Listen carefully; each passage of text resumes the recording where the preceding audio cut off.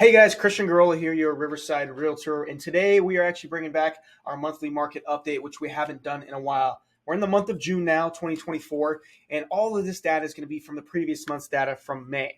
Now, a little things are changing here in the Riverside market, and we'll start to show and see that with the graph that you'll see above. Now, we saw a slight decline in the median price point this past month, May, from $689 to $675,000, about a 2% decrease. Not too much of a decrease, but last month, the previous month, April, we did see all-time highs in the city of Riverside. Now, with that also being said, is that things are starting to shift in terms of the inventory. Now, if we shift things over right now to the active listings, we're starting to see more inventory hit the market. Now, this is both a good thing for buyers and sellers. Now, what this means for buyers is that you're going to have a lot more options. More inventory means a wider array of options, which means if things start to sit on the market for more than 15 days plus or 30 days plus, that means that, in terms of how the way I work, that we have some room for negotiation.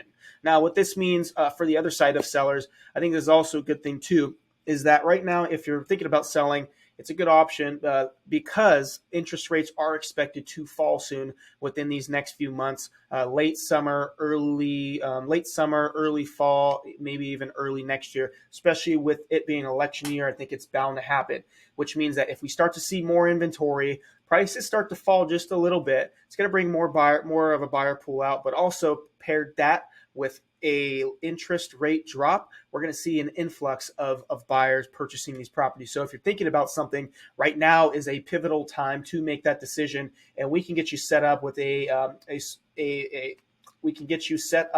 with a market evaluation. I call them equity reviews to see how much equity you have in your property. Now, for a buyer, this is also a good thing with prices starting to come down a little bit. If you're starting to see inventory ship up a little bit, it's giving you more options, but still, I think you need to be swift with this decision making. Now, on the other side of things, the sold listings, they've changed just a tad. They've pretty much stayed moderate, though, from 179 to 184, so not much of a difference there. We saw about a 16% increase right there. And now the average days on market, we did see a little bit of an uptick from 26 to 28. That is not too much of a big deal. We'll go to median days, average days, 26 to 28, a slight percentage increase right there.